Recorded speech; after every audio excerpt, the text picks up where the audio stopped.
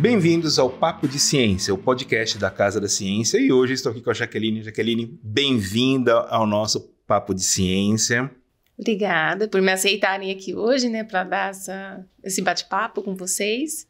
É um prazer ter você aqui com a gente, conversando um pouquinho sobre toda essa sua trajetória acadêmica, né?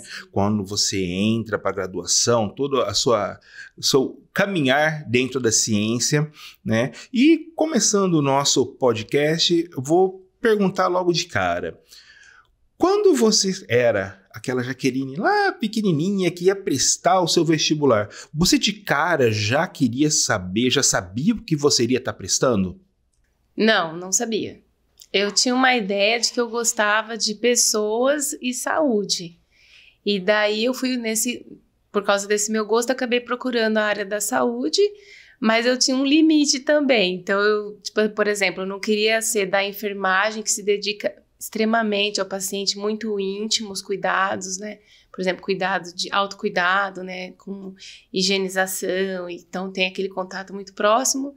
E também não queria, sim, estar na medicina. Então, eu tive que achar um intermédio. E daí, como eu gostava de pessoas, a área de saúde, criar algo mais no meio ali, eu peguei a fisioterapia.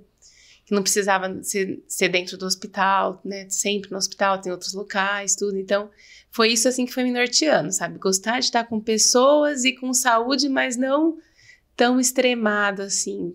Aquele contato muito, né, frequente, igual a enfermagem. Então, aí acabei indo para a fisioterapia. E esse gostar de pessoas, saúde, você acha assim, é seu nato ou de repente teve alguma aula no seu ensino médio que você falou, nossa, olha, esses temas me agradam mais? Como que essa ideia essa é a área que eu gosto, chegou na sua cabeça? Foi mais pelo gosto das disciplinas mesmo. Eu gostava bastante de biologia, gostava de ciências, então assim, eu tinha mais afinidade com essas áreas que na época eu estava crente de que tinha mais a ver com a área da saúde. Por exemplo, eu não gostava de história, geografia. Eu até estudava, me dedicava para o vestibular só. Mas não era uma coisa assim que você falasse, fica a tarde inteira fazendo isso, era legal, não gostava. Então, como eu gostava mais de ciências e biologia, eu já me predispus mais para a área da saúde. E daí eu fiquei nesse limite, né? Se eu queria estar muito em contato com o paciente ou se eu queria estar intermediário, em um lugar que não fosse tão só doença, como é o hospital, né? E aí foi nisso que eu fui achando a fisioterapia. Mas quando eu entrei, eu não tinha certeza, não. Essa é a verdade. E isso é um ponto comum que muita gente que passa aqui e conversa com a gente, é que a gente tem uma certeza um pouquinho melhor dentro desse todo, né? A incerteza, ela sempre tá ali juntinho com a gente. E quando você entra, né, que você passou aqui na USP em Ribeirão Preto, em fisioterapia, como é que foi essa entrada sua para o mundo universitário? Como que é você, né, ali, caloura, chegando na universidade? Você logo se familiarizou com as disciplinas, com a forma com que esse ensino é transmitido dentro do ambiente universitário? Sim, é que como eu fiz cursinho, eu era bem treinada para estudar. Então, quando eu entrei na universidade, eu meio que fiquei num ritmo acelerado de estudo do cursinho. E aí eu vi que era de boa, tipo, é mais tranquilo, vou relaxar, não preciso estudar todo dia. Então, assim, esse processo, como eu me dediquei muito ao cursinho, ele foi um processo até mais suave. A questão do estudo, sabe? Eu vi que não demandava tanto estudo, era até um pouco menos. E as disciplinas eu já fui gostando, mas não assim porque eu me identifiquei muito com as disciplinas, porque no primeiro e no segundo ano não é tão simples se identificar. Mas porque eu gostava de estudar, entendeu? Então, assim, eu sempre gostei de estudar. Então, se tinha que estudar, eu estudava. Era isso que eu fazia, né? Tinha temas que eu gostava mais, tinha temas que eu não gostava, mas eu cumpria com a questão de estudar, entendeu? Uhum. Cumpria com a tarefa. Não, é legal. Então, foi mais tranquilo, assim. É legal isso que você falou de gostar de estudar, de ter o prazer de estudar, né? É uma coisa assim que às vezes a gente vê que quando você tá lá logo ali no ensino fundamental, às vezes a criança fica até meio emburrada de estar tendo que estudar, né? Parece que tem um mundo de coisa para se fazer, menos tá estudando, né? Mas daí quando a gente começa a adquirir esse prazer por ganhar conhecimento, aí começa a colher os louros exatamente dessas pequenas vitórias, é que você muda essa sua postura, muitas vezes, de estar pensando, né? Eu tive um marco que eu acho que foi importante, eu e meus irmãos. Nós somos trigêmeos. Então, o que aconteceu? Quando a gente estava na escola pública, até a 8ª série, a gente estudava. E teve um professor de história, nem era da área de saúde, que ele percebeu que a gente tinha um jeito diferente, era um pouquinho diferente do perfil da maioria dos alunos da escola pública. E daí, quando a gente terminou a 8ª série, ele chamou meu pai e falou, olha, se você tiver condição, investe nos seus filhos, né, e paga um particular. E daí a gente foi para o objetivo. Quando chegou lá, teve um choque de realidade muito grande, porque além deles dividirem a gente por nota, né, então a gente teve que fazer uma prova no início do semestre, a gente caiu tudo em sala diferente, tipo a sala ruim, né, a sala C, a sala boa. E a gente não conseguia pegar nada do que os professores falavam, sabe? Tipo, geometria, nunca tinha tido. Então, não só não conseguia acompanhar o que já tinha tido, como tinha matéria que nunca tinha tido. E daí, eu tenho esse espelho do meu pai, que é muito estudioso também, a gente começou a estudar, porque simplesmente a gente estava para trás de todo mundo. E nisso, a gente começou a estudar, assim, infinitamente, tipo, no primeiro colegial. Eu me lembro, assim, de Páscoas estudando, meu pai querendo ir em chácara, eu querendo voltar para estudar, porque eu fiquei com esse choque de realidade muito intenso, sabe? De querer estar numa sala boa e não conseguir acompanhar, entendeu? Uhum. E não só eu, como meus irmãos. Então, como a gente era um coletivo, meio que a gente se intensificou nisso. E disso eu fui levando por cursinho, e aí, entendeu? Quando eu cheguei na faculdade, já era um momento mais... Nossa, agora eu vou relaxar, me esforcei tanto, passei, aí eu vi que não demandava tanto estudar, mas eu já tinha esse histórico de estudo. Uma coisa que você pontuou muito bem, né, é essa questão que vocês tiveram essa condição de ir para o ensino privado, né, mas hoje em dia, só lembrando a galerinha que está assistindo aí esse nosso podcast, que hoje nós temos muitas aulas legais que estão disponíveis de forma gratuita no YouTube, né, procure lá bons professores e você consegue, mesmo que você venha de um ensino, na sua escola não tá tão legal, às vezes tá um pouco deficitário, você consegue acompanhar, né? Tem uma iniciativa muito legal que é a Khan Academy, não sei se você conhece, aqui no Brasil quem tá trazendo ela até o Grupo Natura, que ela tem aulas de vários... tópicos de tudo, de história, biologia, matemática, né? Então, se você aí tá sentindo, opa, tá faltando algo mais, procura esses vídeos, ou até mesmo entre em contato com a gente, que a gente pode indicar qual canal seguir, né? Que fica uma maneira até mais fácil de estudar, que a gente às vezes não tinha quando a gente estava. Eu lembro quando eu estava na particular, que eu comecei, eu assistia muito TV Cultura. Ela tinha um cursinho que ela dava bem no começo da manhã, assim, em alguns períodos do dia. Mas eu lembro que tinha um bem de manhãzinha. E às vezes de sábado e domingo eu assistia. E era legal já naquela época. Era diferente de estar na sala de aula, era bom. Então, você aí que gosta de estudar, quer aprender a ter essa rotina, igual já que tem essa gana por saber mais, tem muita opção gratuita para vocês também. Mas vamos voltar lá na sua graduação. Quando é que você vai ter esse primeiro contato com a pesquisa dentro da sua graduação? A pesquisa eu comecei no 3º ano, estava tarde já. Eu fiquei o 1º e 2º ano de boa, e daí veio bem de tudo o TCC. Que a USP, né, ainda é obrigatório, acho que em todos os cursos. Daí eu fui procurar, né, um laboratório, por causa dessa obrigatoriedade, né? Então, o legal da universidade é isso, você tem um caminho porque você tem obrigações a cumprir. Então, mesmo que você está perdido, você se encontra porque existe o caminho, né? Então, eu fui procurar porque tinha que procurar. E daí foi quando eu comecei a iniciação científica. Agora, onde eu fui parar, aí isso teve que ser por minha conta. Então, eu tinha 2 caminhos. Eu tinha a fisiologia, que foi uma coisa que me encantou em sala de aula. Então, eu me encantei com o assunto, que era neurofisiologia, e me encantei como professor também. Então, nisso eu falei, nossa, eu vou lá, pessoalmente. Marquei uma reunião com o professor, conversei com ele, e aí no meu relato de pessoa, ser humano, essas coisas, ela falou, olha, eu acho que não é aqui. Ela falou, eu poderia te oferecer um projeto, mas eu acho que não é aqui que você tem que ficar. Você tem que ir para a fisioterapia mesmo com o ser humano, que é a pesquisa com o ser humano. E esse era meu próximo passo era ir lá, eu estava na dúvida. Daí ali eu já, como eu confiava muito naquela professora, né, tanto no potencial dela como professora mesmo, e gostava do jeito dela, eu acabei refletindo que era aquilo mesmo. Daí eu fui para a fisioterapia, encontrei uma docente, que era uma área que eu gostava, né? E também não tinha muita opção. E aí lá eu comecei. Com que você trabalhava nesse seu primeiro contato vamos dizer assim, primeiro contato com você fazendo ciência, é isso? Comecei a trabalhar com a fisioterapia na dor no ombro. Então é até hoje assim, eu trabalho nisso ainda.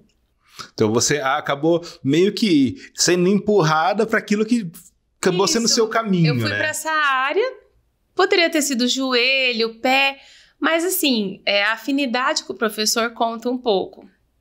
Então, aquele professor do ombro, eu gostava bastante, assim, das disciplinas que ele dava, tudo.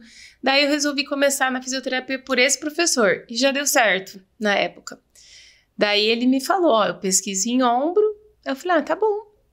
Tipo, eu topo qualquer pesquisa. Eu não tinha, assim, segundo ano, né? Acabando o segundo ano, eu sabia que eu queria, assim, músculo esquelética, ortopedia, né? Que isso a gente tem.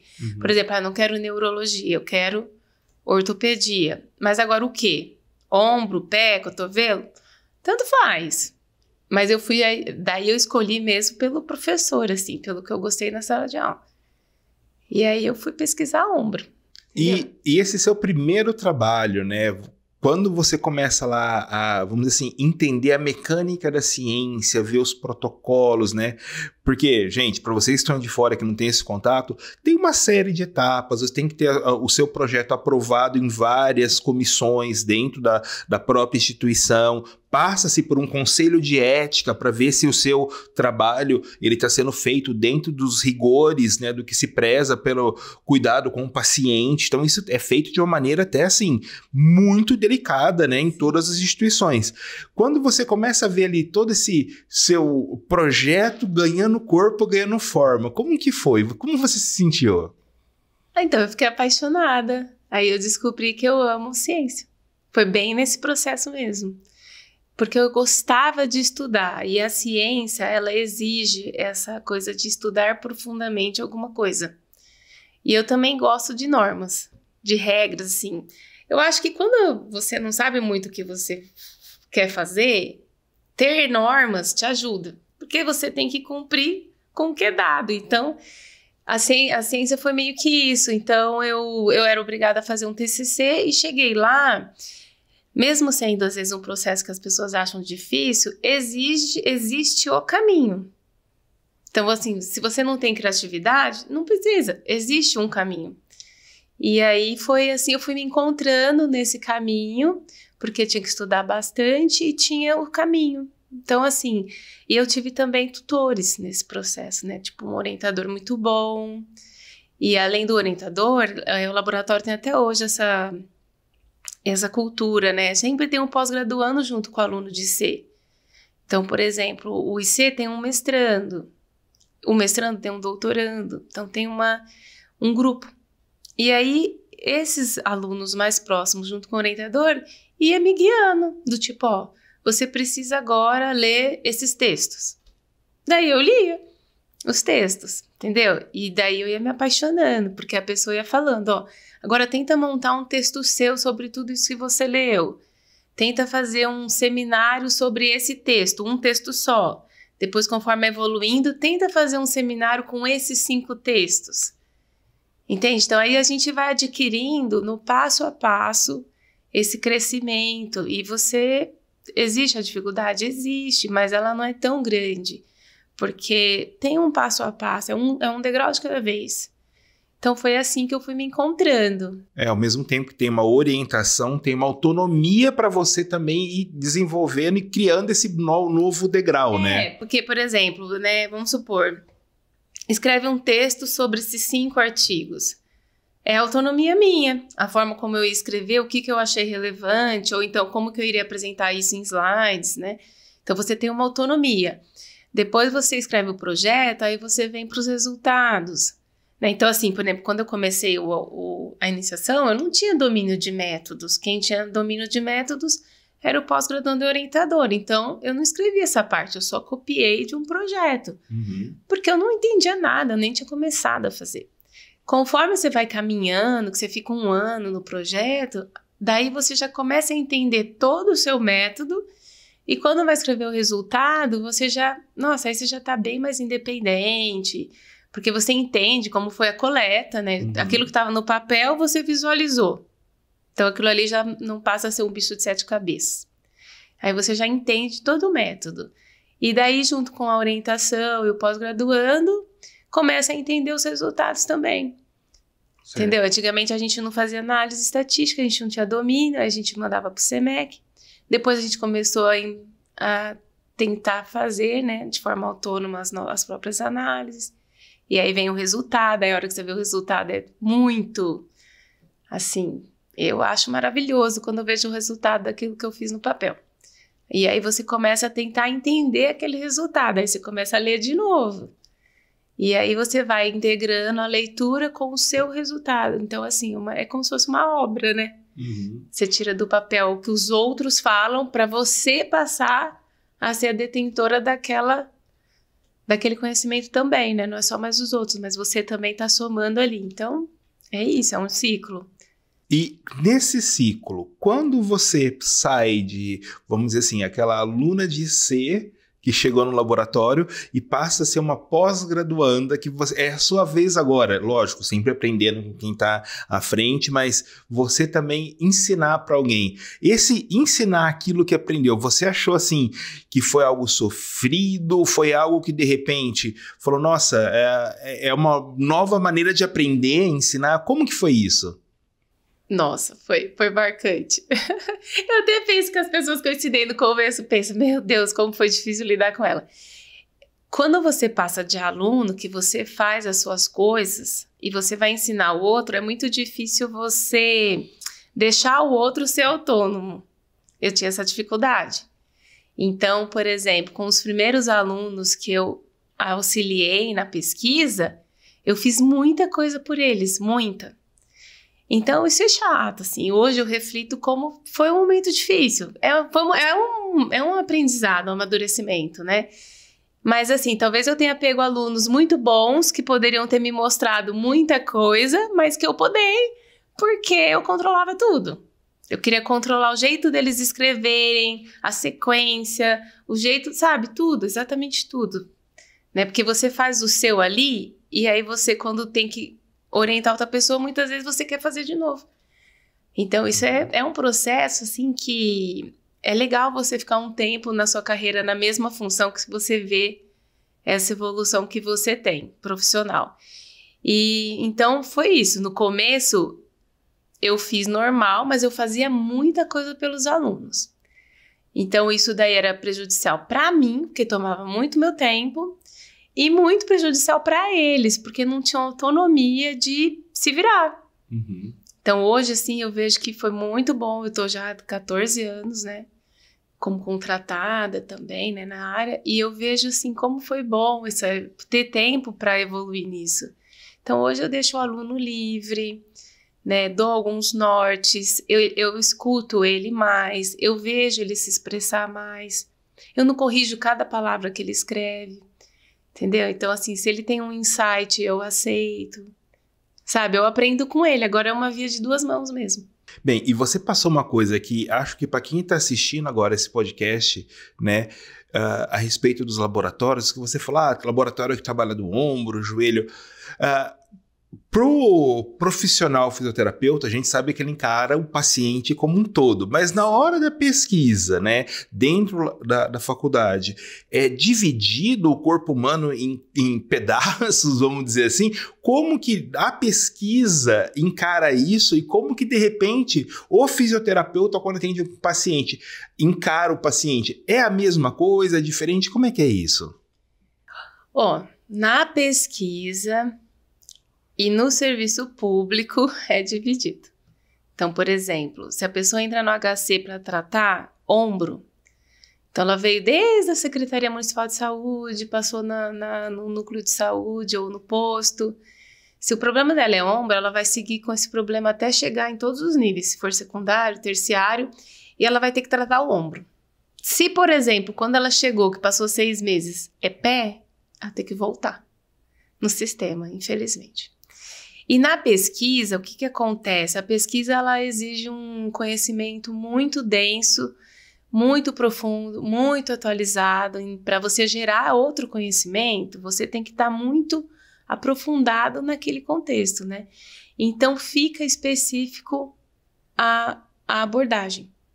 Então, por exemplo, quem trabalha com ombro não trabalha com punho e mão, mesmo estando perto, nem com cotovelo. Então, assim, a gente exercita esse geral, essa visão geral, a gente exercita no ensino. Então, a gente vai para a sala de aula, a gente dá aula sobre todas as articulações. Existe muitas coisas que se repetem para todos. Então, por exemplo, a gente tem, hoje, por exemplo, a fisioterapia, você sabe, a gente tem um conjunto de aspectos básicos da avaliação. Isso não varia. Né? Esse conjunto, ele acaba sendo para todas as partes do corpo. Então, por exemplo, se eu ver você fazendo e tá faltando um aspecto, eu consigo te falar. Mas peraí, por que você não tá avaliando isso também? Porque no ombro faz, no pé faz, no joelho faz.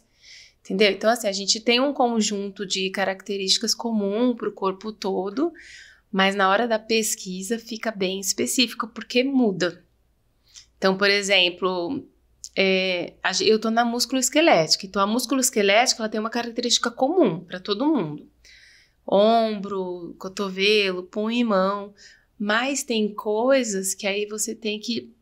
Não é porque aconteceu na dor lombar que ela vai estar presente na dor no ombro. Entendeu? Uhum. E aí vai especificando. Não é porque aconteceu numa dor lombar normal que ela vai estar numa dor no ombro normal que esse aspecto vai aparecer numa fratura de ombro. Entendeu? Então, aí vai especificando. Existe um conjunto, que é a músculo-esquelética, que já é diferente da neurologia, totalmente diferente. Então, se eu tratar um ombro com dor músculo-esquelética, é muito diferente do ombro com dor neurológica. Né? Assim, em termos de ciência, é muito importante ter essa diferenciação.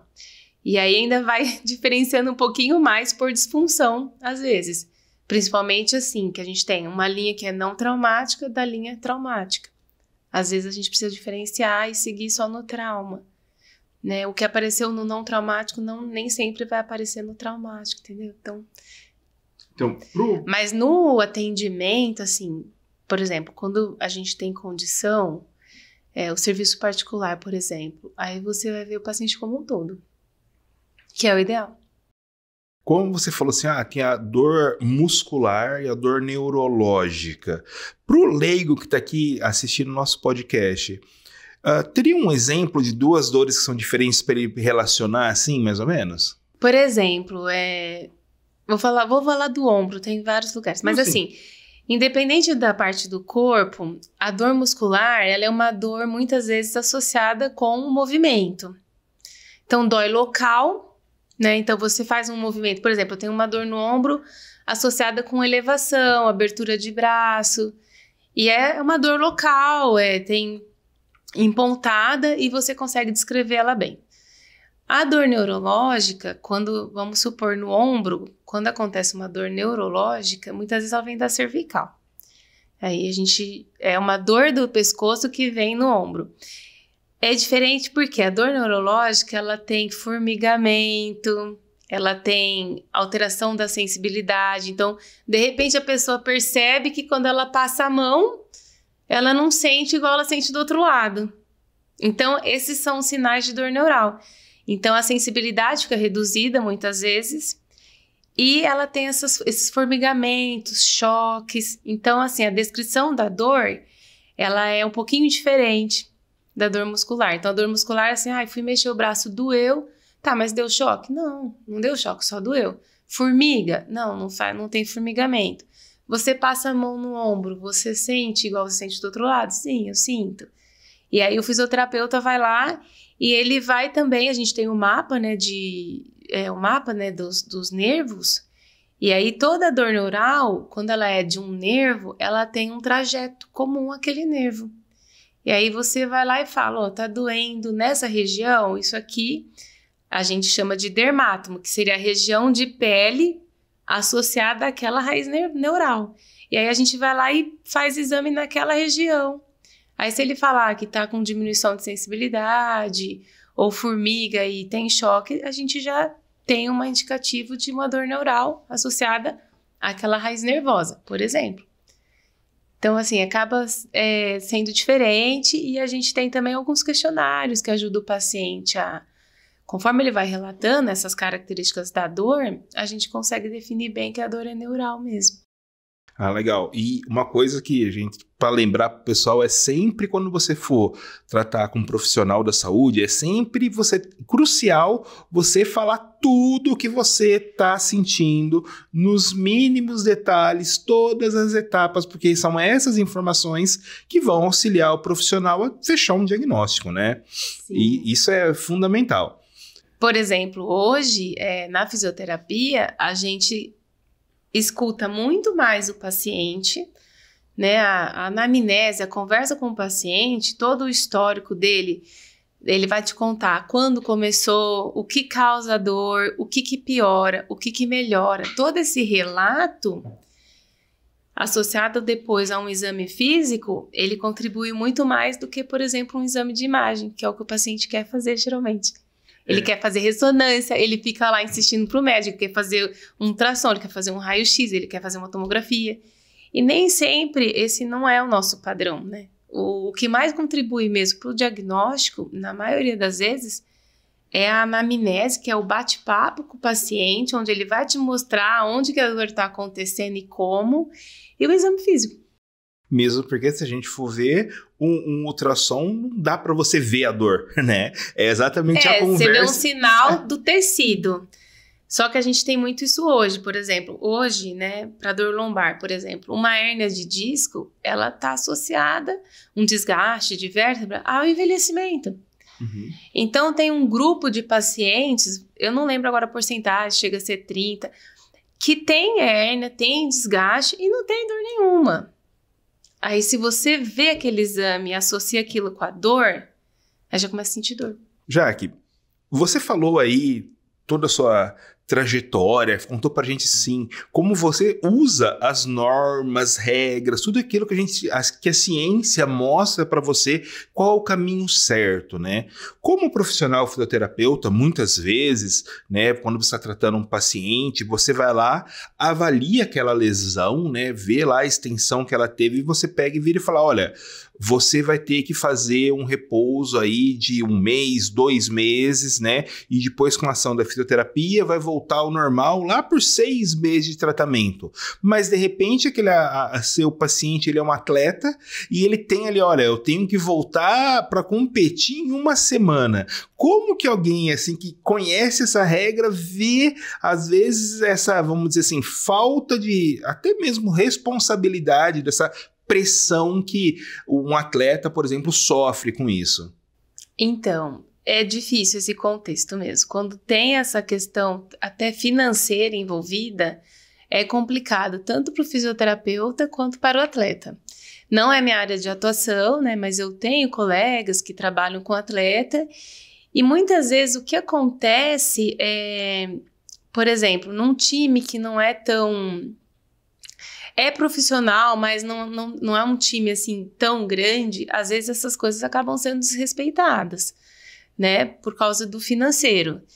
E não é uma decisão só da equipe, assim, por exemplo, não é só o técnico, né, que está exigindo.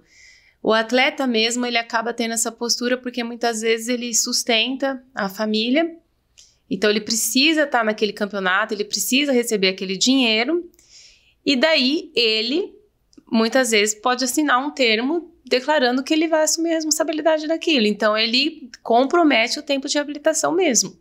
Isso acontece. São muitos contextos que pesam, né, na vida do atleta. Não é só assim, eu lesei e eu vou ficar 6 meses parado. Então, embora a evidência mostre, né, os tempos certos de reabilitação, nem sempre isso é cumprido, porque tem vários outros pesos, várias outras pressões envolvidas naquilo ali. E não é só uma coisa que vem de cima. Às vezes o atleta mesmo tem também esse comprometimento com a família dele, né, e tudo mais. É ruim quando isso acontece. O ideal é quando os grandes times, né, tem times muito bons que tem fisioterapeuta esportiva e respeita. Por quê? Porque já viu que não adianta, por exemplo, acho que a lesão da LCA. Existia antes um protocolo de 9 a 12 meses. Quando eles reduziram, os atletas lesaram tudo de novo. Então, voltou, a ciência reduziu por um período, por causa dessa pressão que tem de reabilitar rápido, e depois viu que não adiantava, né? O atleta dava recidiva de lesão e retomou 9 meses. Então, assim, isso vai muito do time como um todo, do profissionalismo, não tô lá dentro para te falar, mas assim, existem times que têm esse respeito pelo fisioterapeuta mesmo e acata o tempo de reabilitação, né? Não libera o atleta. Então, por exemplo, uma coisa que acontece, que parece bobeira, mas tem atleta que ele tá com alta performance já, né? Ele já alcançou o alto desempenho nos testes, né? De alto desempenho, tem critério para alta. Mas ele tem medo. E esse medo, hoje, ele determina uma lesão em jogo. Então, o que acontece hoje? A fisioterapia avançou tanto que ela tem critério de alta com base nos aspectos físicos, mas ela não libera por causa do medo. Até o atleta ter essa confiança nele mesmo, porque senão ele faz recidiva por causa do medo. Então, tem times que respeitam o medo do paciente já, sabe, do atleta. Então, ele não só respeita o tempo da reabilitação, que é recuperar todo o tecido, né, propriamente dito, né, da capacidade física, mas ele consegue ir além e respeitar esse aspecto psicológico, que é determinante de lesão física no futuro. Legal. Então, vai do time. Agora, por exemplo, eu já vi, a gente tem alunos nossos, né, que trabalham no INCOR. O INCOR atende atletas, mas não de grandes clubes, né? Não necessariamente de grandes clubes. E aí o atleta, ele determina, eu quero voltar e acabou. Entendeu? Então, ele tem essa decisão também. Então, muitas vezes, isso acontece em todos os âmbitos. Até aqui dentro do FMRP, né? Tem campeonatos da medicina. Às vezes, o atleta fez um entorse, o fisioterapeuta tira ele quer voltar. E ele joga com o pé roxo. E ele assina um documento de que ele se responsabiliza. Então, o atleta tem a própria pressão dele mesmo, em relação à família, muitas vezes, porque ele se sente, né, como responsável pela família. Ele tem a pressão do técnico e do time que quer, né, que ele esteja envolvido naquele campeonato. Aquilo ali envolve dinheiro, envolve um monte de coisa. Mas tem os grandes times que já respeitam muito isso também. Então, isso tem que estar lá na área para te falar o quanto que os times estão respeitando. Mas tem time que respeita, né? E assim, lógico, o atleta, a gente sempre preza para tentar fazer um protocolo acelerado. Igual o Neymar teve o protocolo dele acelerado em 15 dias quando ele lesou o pé. Então, assim, é um jogo de cintura, é difícil. Uhum. Nem sempre dá para seguir a evidência perfeitamente. Essa é a verdade, porque tem vários contextos que né? Pesa na tomada de decisão.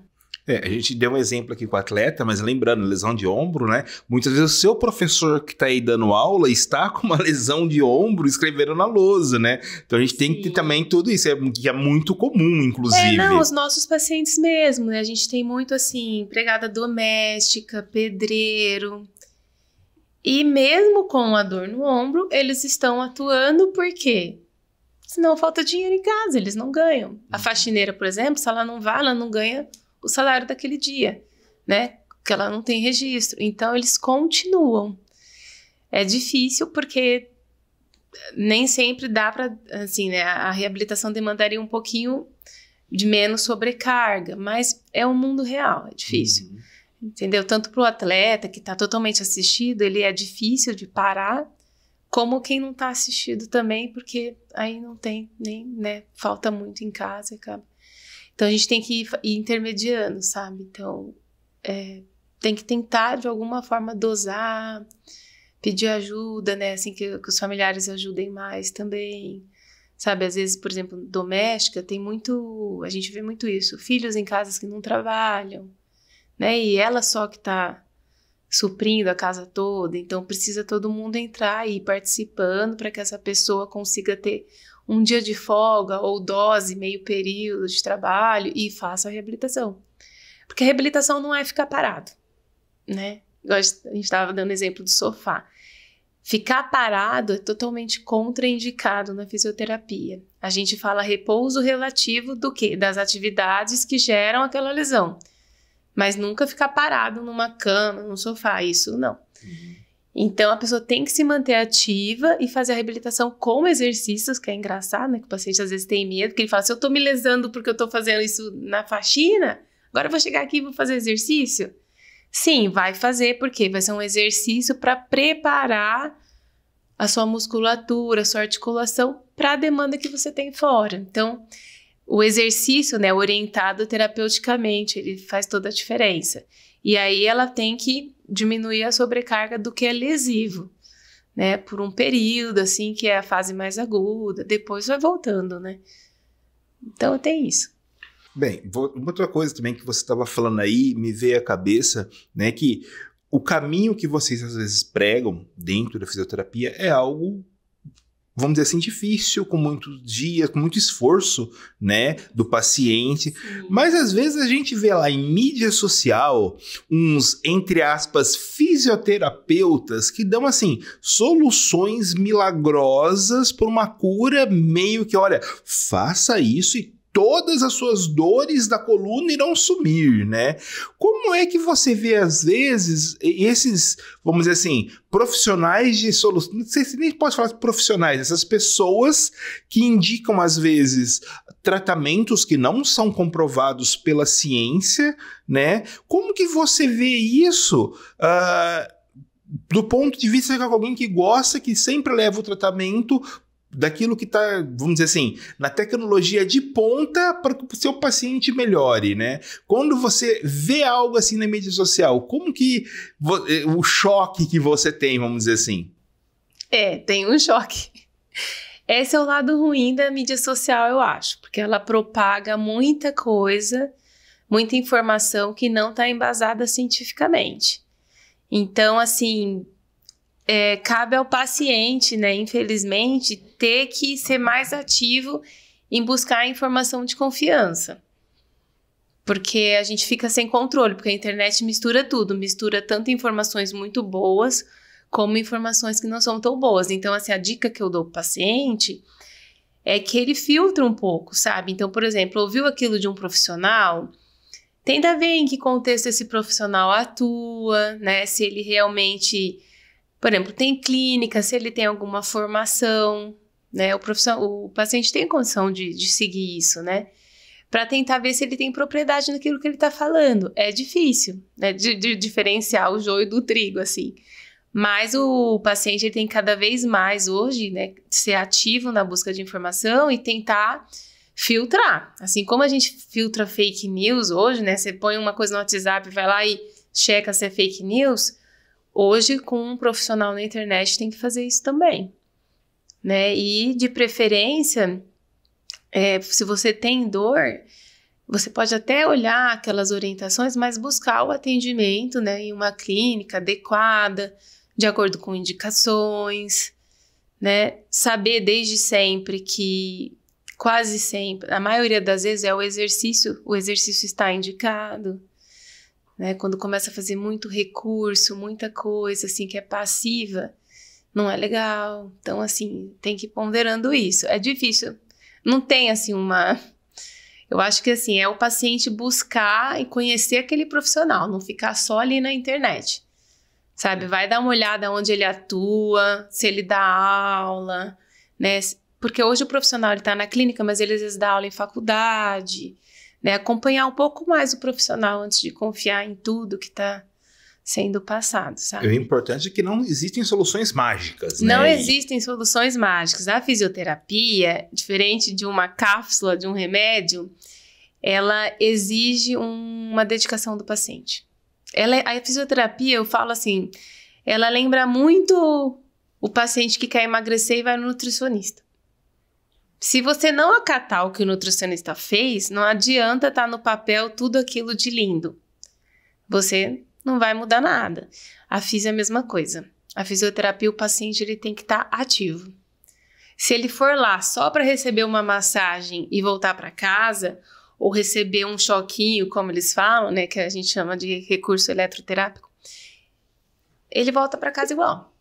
Então, a fisio, ela é embasada, assim, para a maioria das condições, em exercício físico. Então, você tem que estar ativo na clínica e em casa. Bem. Então, essa é a melhor recomendação que eu dou. Lógico que é exercício, né, supervisionado, orientado por um profissional formado em fisioterapia. Né? Não é assim, olhou na internet e acha que esse exercício vai fazer bem. Não é por aí.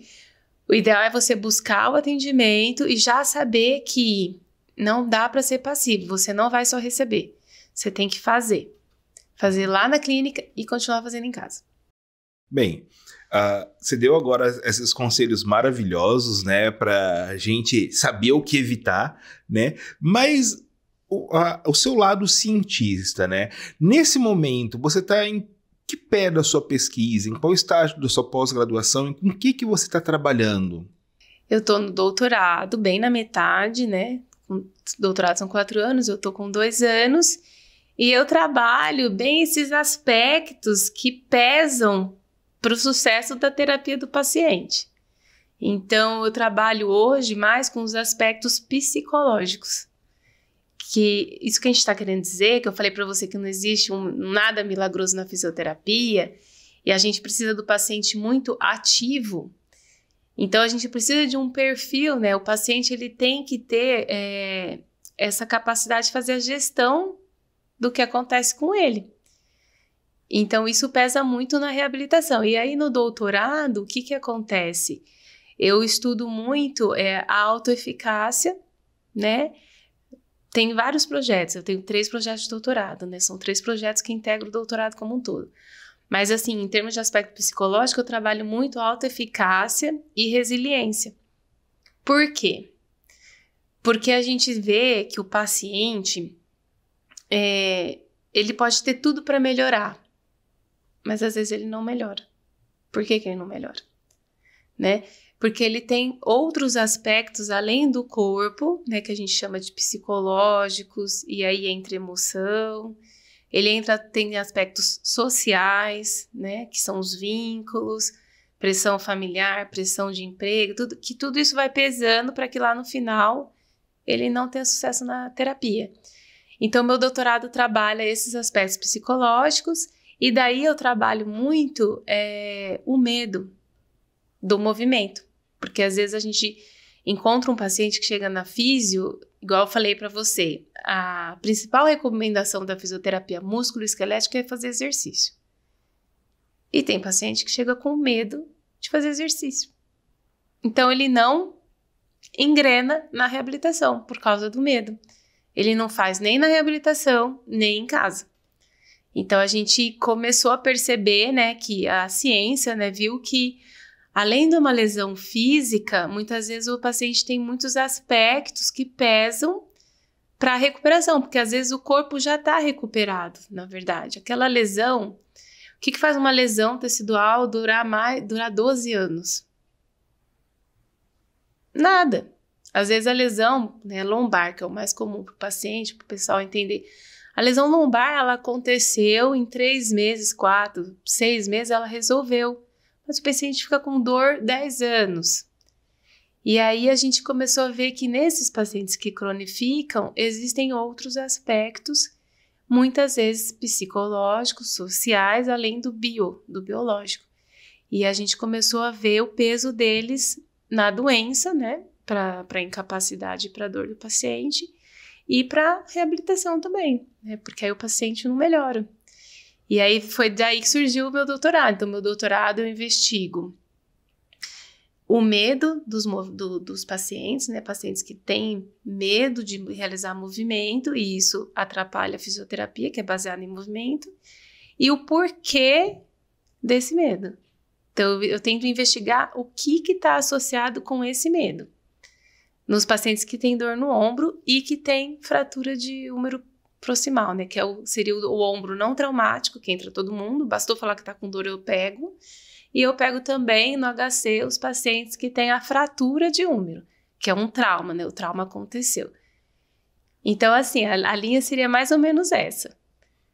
Então você ataca por duas frentes, assim, a dor física e a lesão física e a lesão psicológica, isso, né?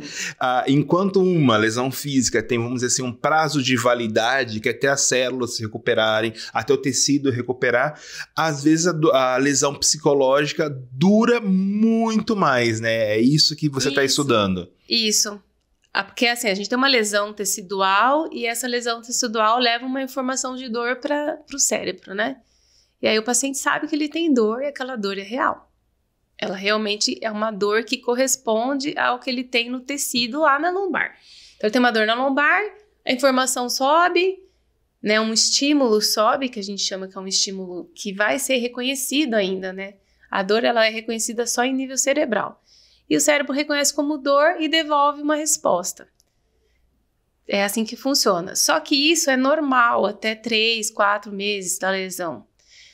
Chega um determinado período, que é quando o paciente cronifica, que é o problema, em que a lesão não existe mais, mas ela manda um estímulo e a dor, o cérebro lê a dor e essa dor fica ali perpetuando. E aí não tem mais, às vezes não tem uma informação tecidual produzindo aquela dor, entendeu? Já é algo mais em nível psicológico, então é a emoção e aí determina vários comportamentos. Então lá no doutorado, se eu puder te especificar melhor, o que acontece, né? O meu doutorado é medo e evitação. Então a gente tem, né, um ciclo e elas não são a mesma coisa. Então, a gente tem geralmente assim, é um ciclo reconhecido que chama modelo de medo e evitação. Então, a gente tem um paciente com uma dor, né? A dor é real, igual eu falei para você, durante 3 meses, 4, aquela dor corresponde a uma lesão tecidual. Mas aí o que acontece depois com o paciente que vai cronificando, com alguns? Ele tem tanto medo da dor, a dor ela é um sinal de alerta para ele meio que de sobrevivência. E ela é mesmo, até 3 meses 3, 4, depois não. E aí o que ele faz? Ele lê a dor como algo muito ameaçadora na vida dele. E com essa ameaça, ele tende a controlar a dor a todo custo. Então, tipo, eu não quero, em hipótese nenhuma, sentir dor. E daí ele começa a sentir medo. O medo é uma emoção, que nem no Divertidamente Falando, é uma emoção. E com esse medo, ele começa a evitar coisas. Então, ele começa a adotar um comportamento. Então, por exemplo, se ele viu, né, vou usar a dor lombar, mas pode ser a dor no ombro. Se ele viu que um determinado movimento gera dor e ele tem medo de sentir dor, ele vai lá e para de fazer aquele movimento. Ele evita. Então, ele pode fazer, mas ele não faz porque ele mesmo se controla para não sentir a dor. E daí ele começa a fazer isso com um movimento, aí depois ele faz com 2, com 3, e ele vai ampliando esse comportamento de evitação. E quando a gente vê, ele tá um paciente altamente limitado nas suas funções diárias, que ele deixa de fazer um monte de coisa, delega tudo para a família, né? Então, tipo, não passo mais pano, não penduro mais coisa no varal. Não, eu não faço isso, eu não varro. E aí, por fim, ele se fica muito limitado nas atividades do dia a dia. Isso interfere com o humor também. E vai lá além de aumentar a intensidade de dor e incapacidade, né, que começa a formar um ciclo, ele perpetua. Então, aquilo que era para encerrar em 3, 4 meses, vai prolongando. E aí vai alterando, entendeu? Então, altera assim, começa a ter quadros de ansiedade, às vezes associado, depressão. Então, esse medo gerado por essa interpretação de que a dor é muito perigosa, ele acaba gerando todo um ciclo, né, de comportamento. E esse comportamento impacta diretamente na qualidade de vida do paciente. Então, o meu doutorado, eu estudo o que faz o paciente com dor no ombro ter esse comportamento elevado, né? E daí a gente tem 2 aspectos que são positivos, porque isso que eu tô te falando são coisas negativas, né? Então, o paciente vê a dor como uma ameaçadora e começa a fazer esse ciclo de evitar um monte de coisa. E junto com isso, muitas vezes tem a ansiedade e a depressão, e que tanto ajuda no início desse quadro, como aumenta depois, no ciclo ela acaba aumentando. Mas tem 2 aspectos psicológicos positivos que a gente poderia tentar incrementar no paciente e ver se ele tem, né? Que é a autoeficácia e a resiliência. Então, a gente sabe hoje que o paciente que tem por exemplo, assim como o que tem ansiedade e depressão, ele sente mais dor e tem mais incapacidade e perpetua mais isso ao longo do tempo, a gente sabe que positivamente o paciente que é autoeficaz, resiliente, tem menos dor e incapacidade. Entendeu? Então, assim, hoje em dia, né, na físio, se você pegar um paciente que tem muita dor, chegou na físio lá, muita dor 9 de 10, ele pode reabilitar melhor que um que tem dor 5, se ele for mais autoeficaz. Então, assim, no fim da terapia, putz, por que esse cara que estava com 5 não reduziu para 2, para 0? Porque ele é baixo autoeficaz. E o outro cara lá que chegou morrendo, recupera e tem alta. Então, a gente vê que os fatores psicológicos interferem na percepção de dor do paciente em intensidade e em tempo. Entendeu? Uhum. Então, assim, o doutorado hoje é isso. Então, a autoeficácia, né, seria a confiança que você tem em você mesmo de lidar e adotar um novo comportamento. Então, por exemplo, se o físio fala assim, olha, você tem essa dor no ombro, a gente vai fazer fisioterapia 2 vezes por semana, a gente vai fazer esse exercício. Que confiança que você tem de que você consegue fazer isso? Né? Então, assim, a físio, hoje a gente trabalha esse aspecto com o paciente. Se ele não vem pronto, então, por exemplo, se ele é autoeficaz, a gente fica mais tranquilo. Porque a recuperação vai depender propriamente da fisioterapia, né? Agora, se ele vem com baixa autoeficácia, a gente já sabe que a gente tem que fazer uma fisioterapia um pouco mais pautada, não, como a gente fala, orientada psicologicamente, para que ele aumente a autoeficácia dele. Senão chega lá no fim de 3 meses de reabilitação, ele tá igual, não melhorou, não recebe alta. Uma fisioterapia mais humanizada, vamos dizer assim. Isso, e aí a gente tem trabalhos que usam estratégias de autoeficácia mesmo. Porque o paciente baixo autoeficaz, ele realmente evolui lentamente na reabilitação. E é geralmente o paciente que também tem muitos medos. Então, por exemplo, uma evidência que a gente tem hoje, isso é legal publicamente falando, um serviço de urgência, ele é muito mais frequentado por pessoas que têm baixa autoeficácia do que por traumas severos. Então, assim, é igual um pai eu assemelho a isso, acho que tem muito a ver. Um pai de primeira viagem, ele recorre ao PA 2, 3 vezes a mais do que um pai de segundo, terceiro filho, que ele tem tanta insegurança naquilo e ele vai no PA frequentemente. E às vezes é só uma gripe, entendeu?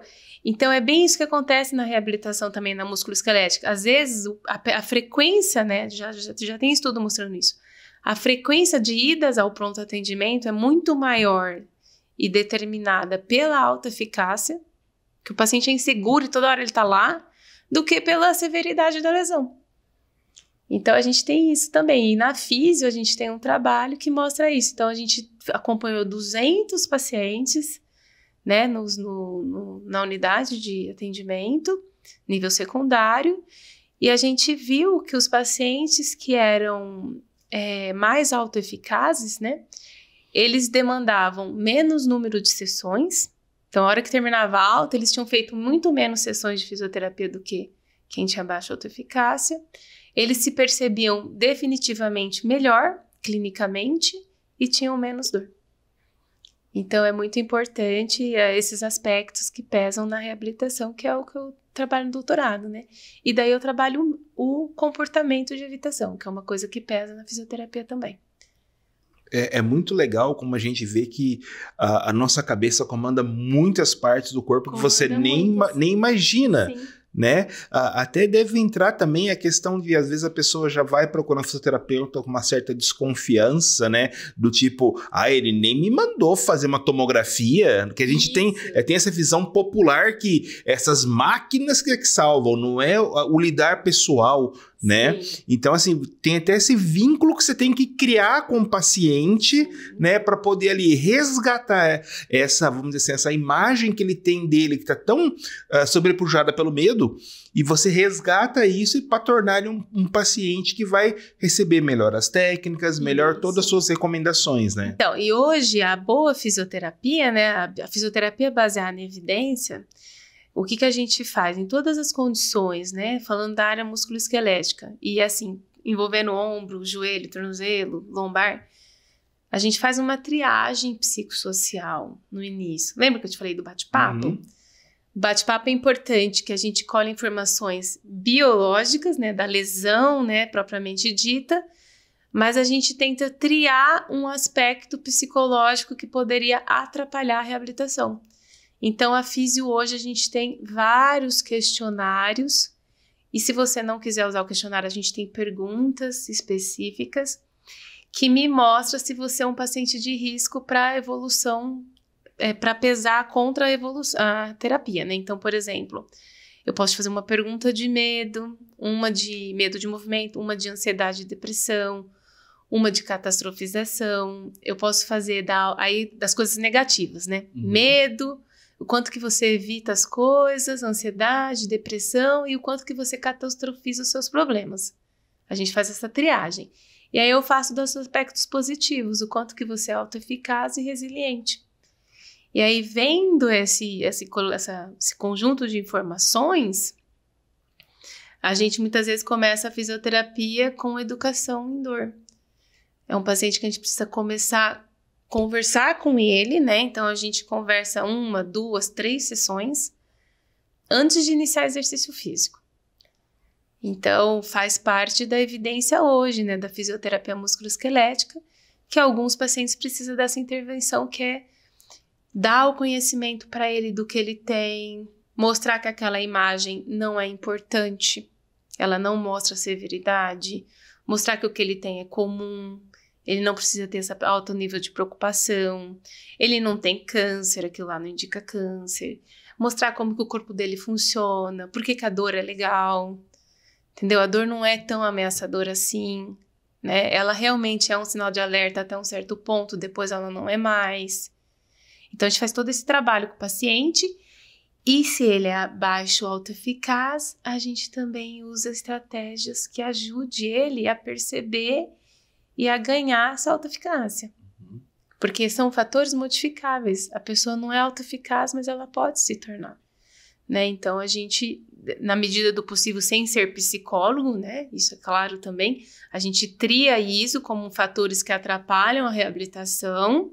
Se for um nível leve, a gente vai monitorando. Se for um nível acentuado, precisa de um profissional, né? De um psicólogo, de um psiquiatra, de um profissional formado para abordagem mesmo. Então, mas hoje a gente faz isso, que é a fisioterapia orientada psicologicamente. A gente fica atento nesses fatores que podem atrapalhar a recuperação do paciente. Entendeu? Então, a gente olha para isso.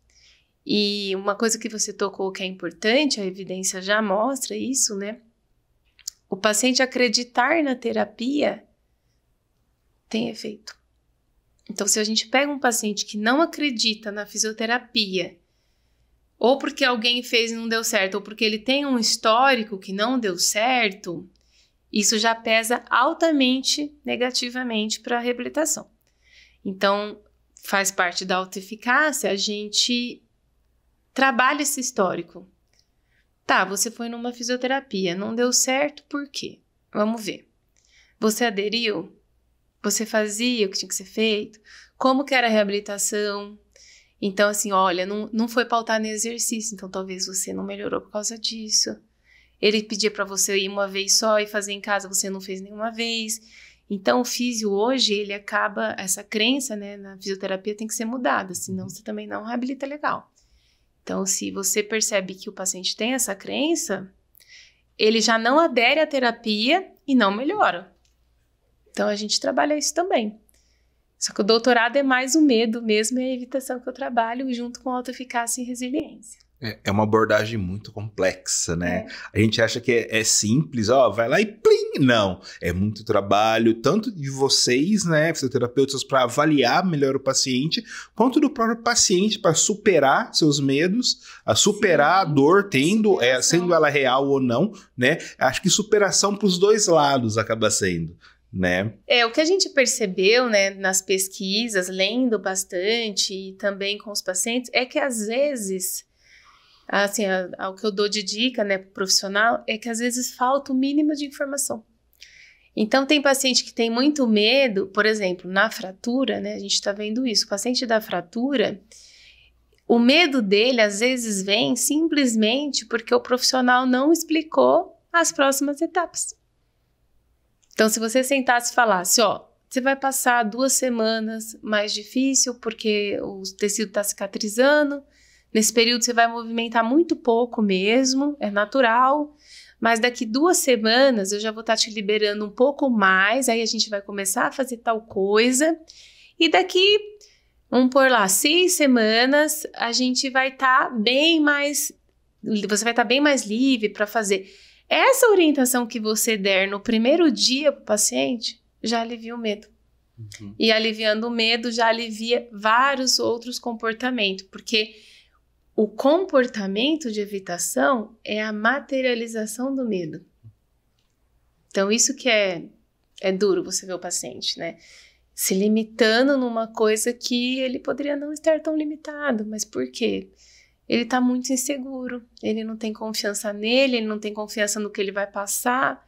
Então, assim, é uma coisa que o profissional tem que estar atento, porque às vezes é uma simples conversa que resolve muita coisa, né? Muito mais do que pôr o paciente na bicicleta, pegar peso, né? Às vezes precisa desse inicial, que a gente chama de educação em dor, né? Que é informar o paciente um pouco melhor do que ele tem e o que ele vai passar, para que esse medo reduza e você consiga propor as coisas e ele fazer mesmo.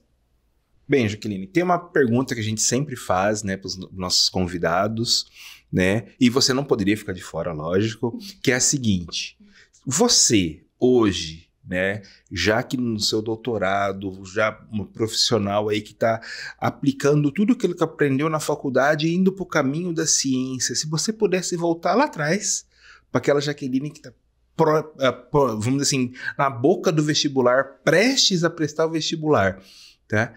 O que você diria para ela? Que informação, que fala você teria para passar para ela naquele momento que ela está lá toda ansiosa? Nossa. Hoje eu respeito muito o jovem, sabe? E eu me preocupo, assim, com a tensão que ele carrega hoje, né? Parece que antes era diferente. Então, assim, o que eu falaria para ele hoje, né? Confie em você, né? Dê o seu melhor, né? Faça por onde para acontecer, dê o seu melhor, confia em você, né? E não é o fim do mundo se você não passar hoje, né? Assim, eu tenho vontade de falar isso pro jovem. Não se desespere, entendeu? O caminho vai acontecer, é só você não desistir.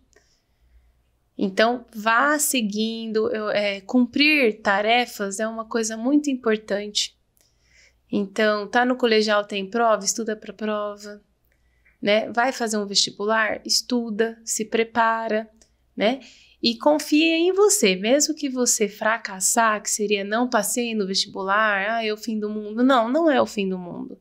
Você tem vários tempos para começar, para recomeçar, né? E o que eu acho mais importante do jovem é ele não desistir dele mesmo, ele confiar nele, o jovem tem muita criatividade, tem muita vontade.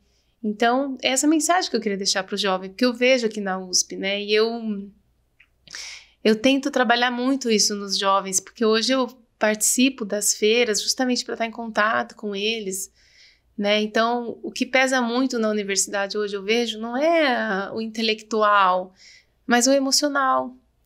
Então, a gente tem alunos que desistem no primeiro semestre por problemas pessoais, sobrecargas. Então, eu falo assim, a confiança, sabe? Tenha confiança em você mesmo e siga em frente.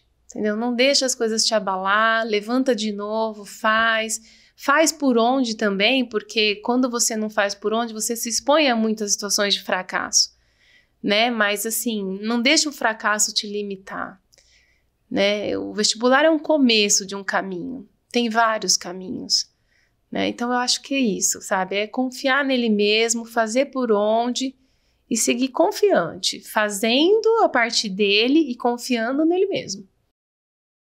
Bem, Jaqueline, muito obrigado por estar aqui hoje, conversando, batendo esse papo, trocando ideia com a gente. E foi um prazer ter você aqui com a gente. Ai, que bom, muito obrigada. Gostei muito de estar participando dessa iniciativa diferente. Bem, gente, nos vemos aí no próximo podcast. Tchau, tchau.